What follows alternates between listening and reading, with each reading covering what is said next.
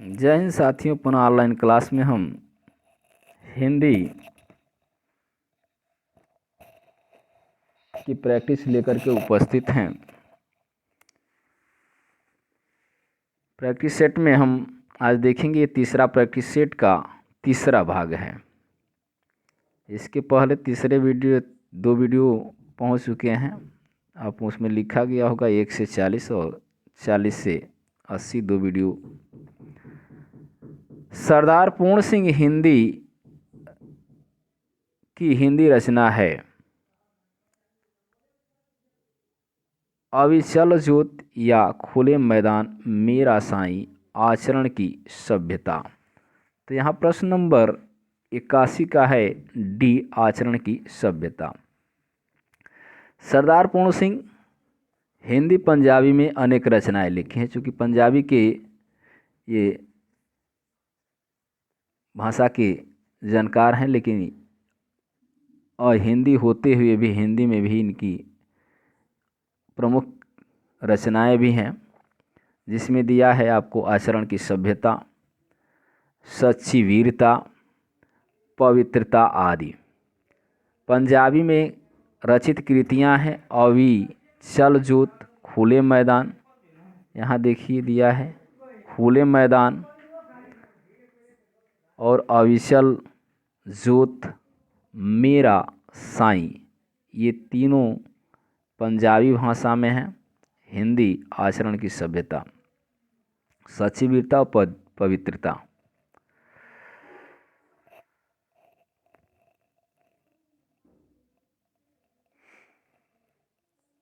भूतनाथ उपन्यास के रचयिता हैं।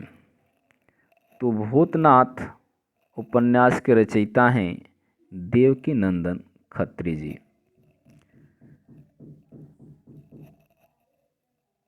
इनके द्वारा लिखी अन्य रचनाएं हैं कटोरा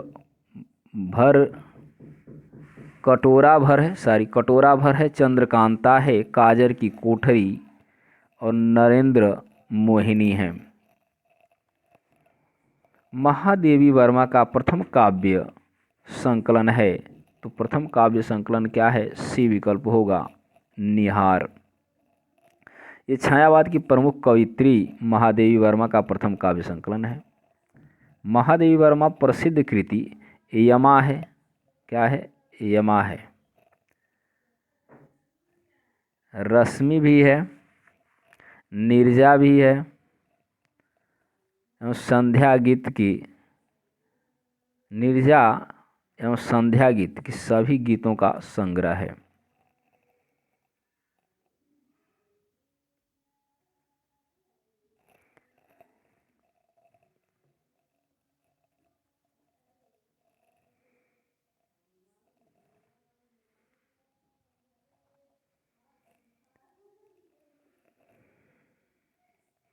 अगला प्रश्न है, लोकायतन की रचयिता हैं।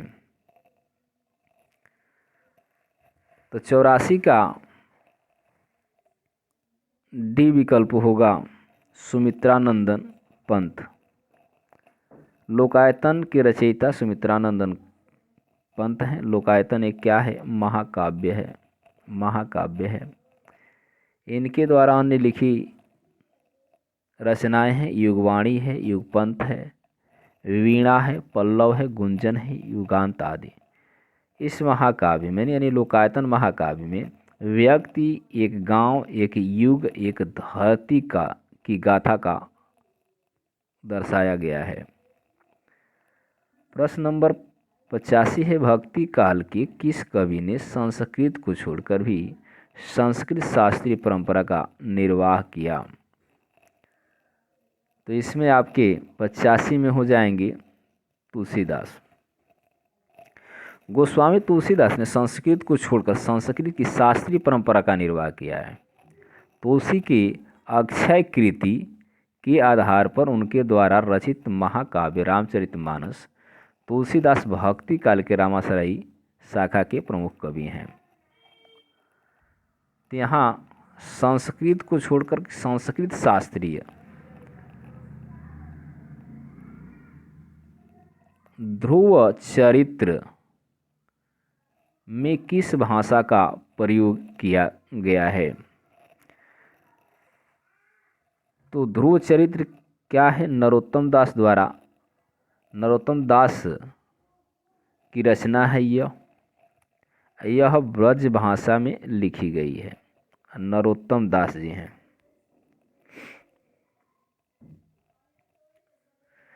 इन्होंने सुदामा चरित्र, ध्रुव चरित्र और विचारमाला जैसे ग्रंथों की रचना की है। प्रश्न नंबर 87, कविता के लिए खड़ी बोली के पक्ष में आंदोलन की शुरुआत की? तो यहाँ होंगे डी, अयोध्या प्रसाद खत्री ने।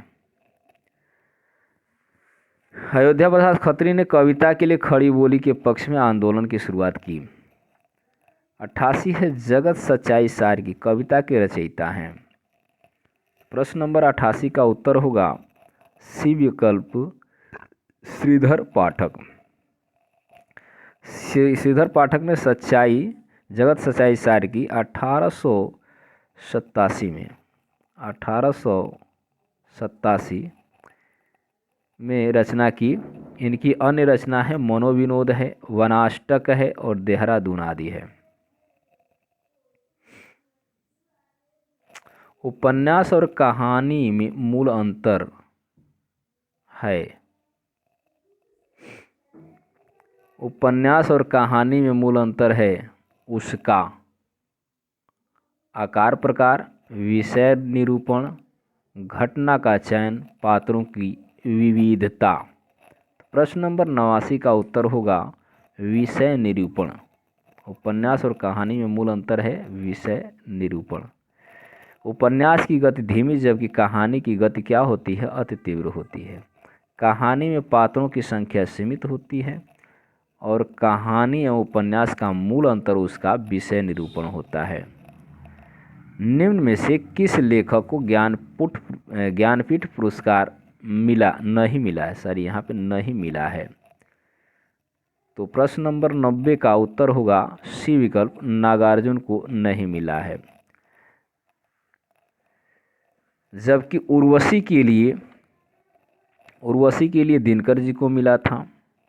नरेश मेहता को हिंदी साहित्य योगदान के लिए तथा नरेश मेहता को हिंदी साहित्य में योगदान के लिए मिला था और निर्मल वर्मा को संपूर्ण साहित्य के लिए मिला था। संपूर्ण साहित्य।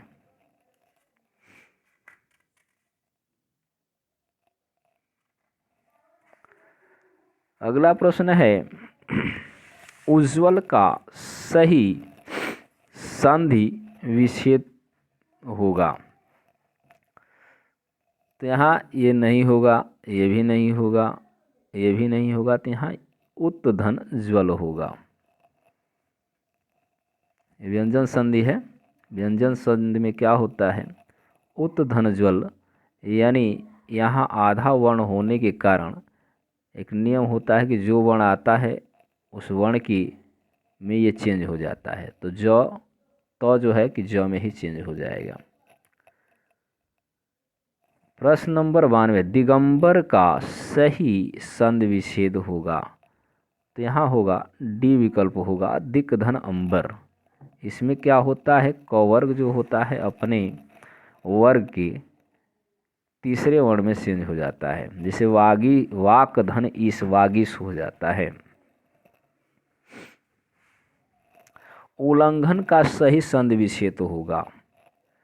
तो यहाँ भी क्या होगा? वही चीज़ है जो उज्ज्वल वाला है। तो यहाँ क्या होगा? उत्धन लंघन। उत्धन लंघन यानी वी विकल्प सही होगा।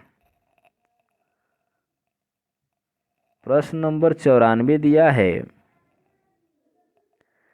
8 अध्याय हैं जिसमें यह किस समास का उदाहरण है? तो ये किस समास का है? तो समाहार है। तो यहाँ क्या होगा? द्विग समास। सारी बहुब्रीहि समास।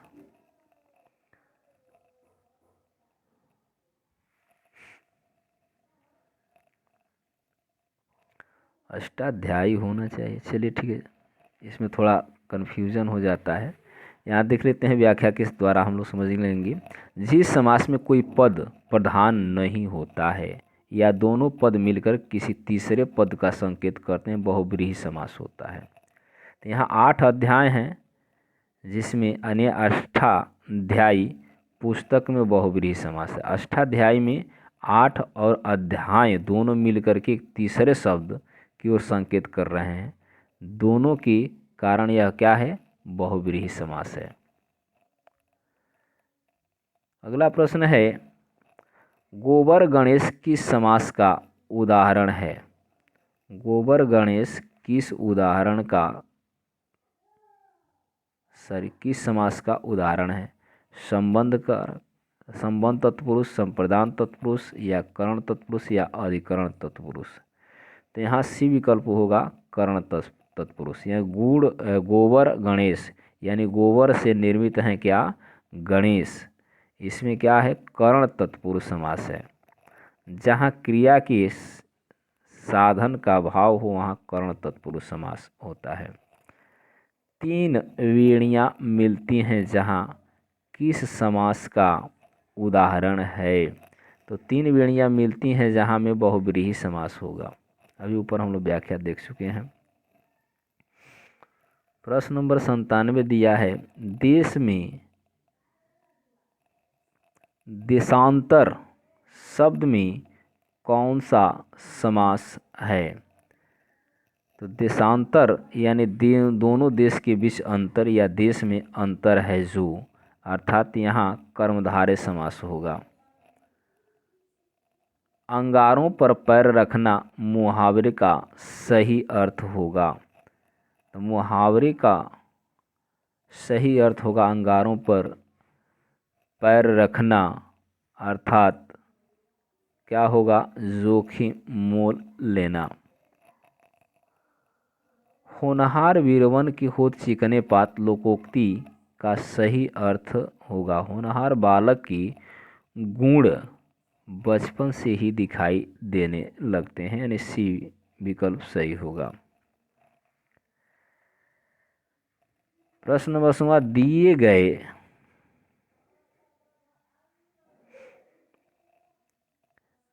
गए अर्थ एक से बढ़कर दूसरा, दिया गया अर्थ एक से बढ़कर दूसरा किस लोकोक्ति के लिए सही बैठता है? समरथ को नाही दोष गोसाई, शेर को सवा शेर, ये बैठता है। भाई भले कोतवाल अब डर काहे का, सखी न सहेली भली अकेली, अर्थात यहाँ पे बी विकल्प सही होगा, शेर को सवा शेर, यानी एक से बढ़कर दूसरा। रघुवंशम किसकी कृति है? तो रघुवंशम कालिदास की कृति है। यह क्या है, एक महाकाव्य है। क्या है, महाकाव्य है। यह कालिदास का तीसरा क्रम का ग्रंथ है। तीसरे नंबर पर इसकी रचना उन्होंने किया था। जबकि कुमार संभव पहले पर होता है और मेघदूत दूसरे पर होता है। कुमार संभव और मेघदूत पहले 2 ग्रंथ हैं। आदिकाल का नाम नहीं है। तो यहाँ पे वीर काल होता ही है। यहाँ पे बीज पवन काल भी होता है, बीज वपन काल भी होता है और संधि काल भी होता है, यानी जीवन काल नहीं होता। ये काल संरचना में आता ही नहीं है। अब यहाँ कुछ समझ लेते हैं। राहुल कुछ व्याख्या में दिया गया है, जैसे कि राहुल संकृत्यान ने दिया था सिद्ध सामंत काल, यानी सामंतों का समय था। और विश्वनाथ प्रताप ने इसको दिया था वीर काल, विश्वनाथ प्रताप मिश्र ने। डॉक्टर राजकुमार वर्मा ने संधि काल या चारण काल कहा था। महावीर प्रसाद द्विवेदी ने इसको क्या कहा था, बीज वपन काल। प्रश्न नंबर 103 है। अब्दुल रहमान द्वारा रचित काव्य है, तो क्या है? ये विकल्प सही होगा, संदेश रासक। यह क्या है? अपभ्रंश में रचित है। इसकी भाषा क्या है? अपभ्रंश है। प्रश्न नंबर 'रामासु' किस शब्द का सप्तमी विभक्ति का एक वचन है? तो ये क्या होगा? रमा का होगा। इनमें से कौन सा शब्द चतुर्थी विभक्ति का एक वचन रूप है? तो यहाँ पे होगा 105 का एक वचन रूप है। चतुर्थी विभक्ति एक वचन का रूप है, तो 105 में सरिते यानी सी विकल्प। संस्कृत शब्दों के रूप के संदर्भ में जगत का चतुर्थी एक वचन रूप होगा, तो क्या होगा? ऊपर देखिए सरिते है, तो यहाँ पे क्या हो जाएगा? जगते हो जाएगा। राष्ट्रीय भावना की रूपरेखा पर आधारित कृषि है। राष्ट्रीय भावना की रूपरेखा पर आधारित कृषि है, तो भारतीय राष्ट्रीय भावना की रूपरेखा पर आधारित रचना है, जिसके रचनाकार हैं मैथिली शरण गुप्त जी। तो राष्ट्रीय भावना की रूपरेखा की कृषि क्या है? भारत भारतीय है। 100 सुजान एक सुजान किसकी रचना है? तो 100 सारी यहाँ पे देखिए, यहाँ पे मिस्टेक है। यहाँ 100 अनाज एक सुजान होता है। क्या होता है? 100 अजान है।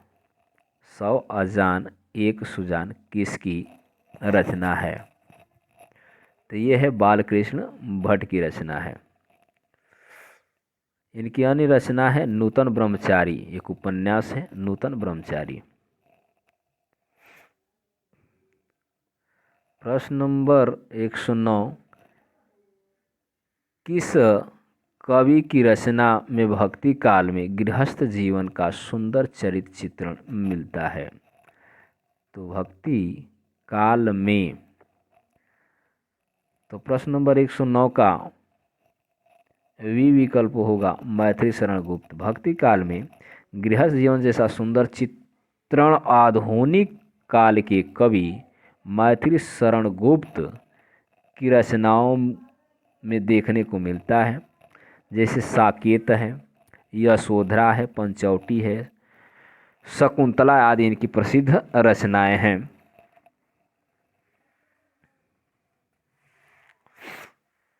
प्रश्न नंबर 110 सुमेलित नहीं है। इसमें सुमेलित नहीं है। तुलसीदास गीतावली कवितावली, ये तो बिल्कुल सही है।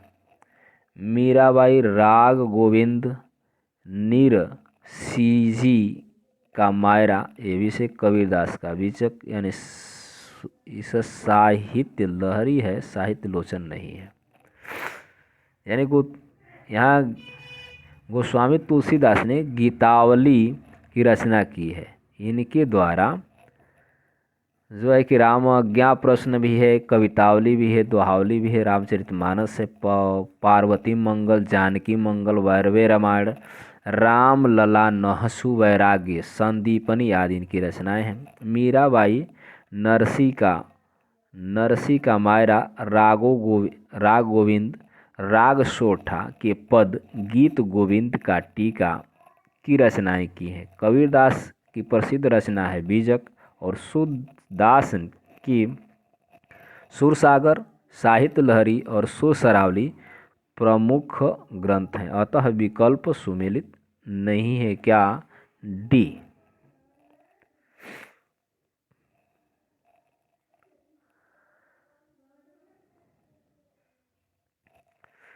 लाला श्रीनिवास की नाटक विधा कृति कौन सी है? अर्थात यहाँ आप समझ लेंगे कि इनकी अन्य रचनाएं, तो लाला श्रीनिवास ने संगीता स्वयंवर संयोगिता स्वयंवर के रचयिता हैं। कौन सी है कृति, कौन सी है, तो ये है। अब यहाँ पे दिया है इनकी अन्य रचनाएं। यह एक क्या है, नाटक है, याद रखना ये भी क्या है, नाटक है। इनकी अन्य रचनाएं दिया है रणधीर प्रहलाद रचित तप्ता संवरण और प्रेम मोहिनी, इनकी 3 रचनाएं अन्य हैं। कचहरियों में हिंदी प्रवेश आंदोलन का मुख्य पग इंडियन लेटर है या भारतीय कोर्ट है, भारत मित्र है या हिंदुस्तान मित्र है। तो प्रश्न नंबर 112 का सी विकल्प होगा भारत मित्र। कचहरियों में हिंदी प्रवेश आंदोलन का मुख्य पत्र था भारत मित्र, जिसके संपादक कौन थे, तो बालकुंद है। प्रश्न नंबर 13 दिया है 1907 में सरस्वती पत्रिका में प्रकाशित दुलाई वाली साहित्य की किस प्रकार की विधा है। तो यह क्या है, कहानी है। दुलाई वाली की साहित्य किस विधा की, तो दुलाई वाली की साहित्य क्या है, कहानी है। फणीश्वर नाथ रेणु निम्न में से किसकी उपन्यासकार हैं, बंजर, जुलूस, पत्थर फोड़ या अनजान। तो चूंकि ये माने जाते ही हैं ग्रामीण अंचल के लेखक हैं, तो इसमें उनका रचना है जुलूस। जुलूस एक आस्कीय उपन्यास के उपन्यासकार हैं। यह क्या है, उपन्यास है। इनके अन्य उपन्यास हैं पलटू बाबू रोड, परती परिकथा, मैला आंचल आदि। 1915 अरण्या के रचनाकार कौन है।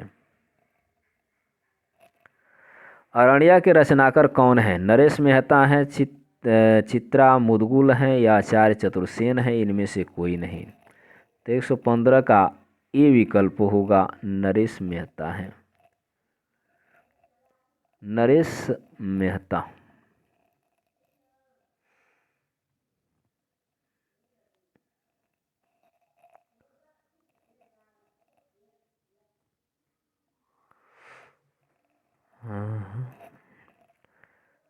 चलिए, ये हो गया आपका।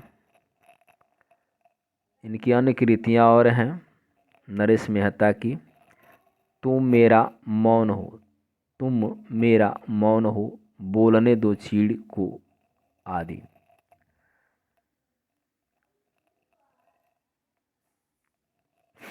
प्रश्न नंबर 116, हिंदी के प्रथम मौलिक उपन्यास के लेखक कौन हैं।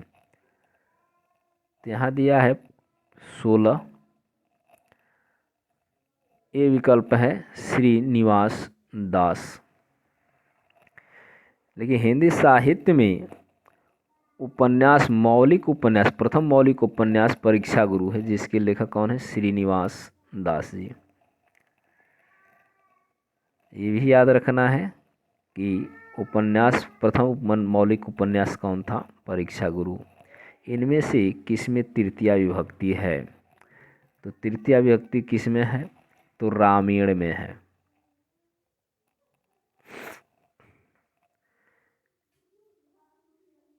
किस संस्कृत शब्द का बहुवचन रूप तृतीया विभक्ति में पितरः होता है, तो ये क्या होगा, डी विकल्प होगा, पितृका।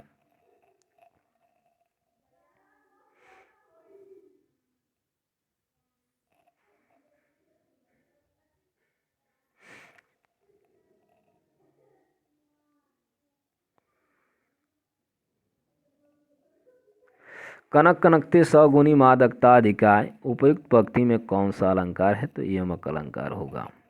प्रसिद्ध कृति आचरण की सभ्यता के रचनाकार हैं। तो ऊपर हम लोग व्याख्या में देख चुके हैं। प्रश्न नंबर 120 का ये विकल्प होगा सरदार पूर्ण सिंह। सरदार पूर्ण सिंह के बारे में हम लोग पढ़े हैं अभी कि सरदार पूर्ण सिंह पंजाबी भाषा और हिंदी के दोनों की में रचनाकार हैं। सरदार पूर्ण सिंह के निबंधकार के रूप में भी जाने जाते हैं। इन्होंने हिंदी के अतिरिक्त पंजाबी में ही लेखन कार्य किया है। अब 21 है, गंगोदकम किस संधि का उदाहरण है? तो ये होगा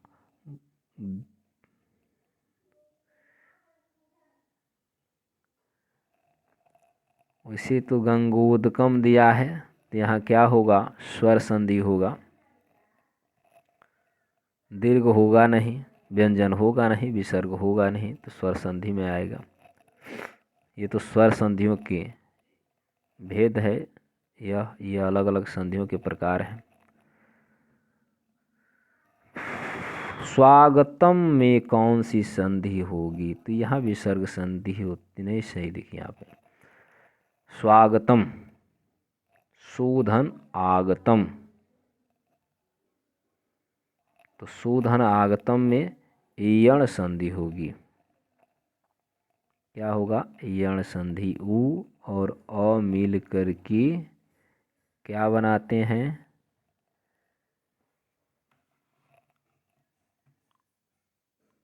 वाह। इनमें से कौन सा युग्म सही नहीं है? तो इनमें से कौन सा युग्म सही नहीं है ये देखना है। तो वाचक, वाचक क्या होता है? वाचक का मतलब यहाँ तो ये सही है। लक्षणा होता है। वाचक का अविधा होता है, शक्ति है। व्यंजना का व्यंजना होता है, वाचक का व्यंजन है। डी विकल्प जो है सही नहीं है। ये तीन होते हैं सब व्यंजना में, लक्षणा, व्यंजना, अविधा। ये सब शक्तियाँ हैं, अविधा, लक्षणा और व्यंजना। तो वाचक, अविधा, अर्थ होता है बाध्य, बधा होना। लक्ष्य, इसका लक्षणा का क्या होता है? लाक्षणिक होता है, यानी लक्ष्य तक पहुँचना होता है। व्यंजना यानी व्यंग। प्रश्न नंबर 124 इनमें से कौन सा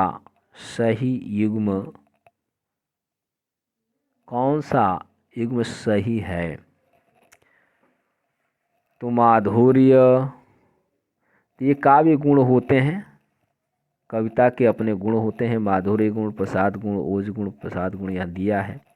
तो श्रृंग यहाँ पे आपको देखना है कि कौन सा सही है। तो यहाँ पे सही युग्म है तो वीर रस गलत है, ओज गुण होना चाहिए। यहाँ पे हम लोग देख लेते हैं।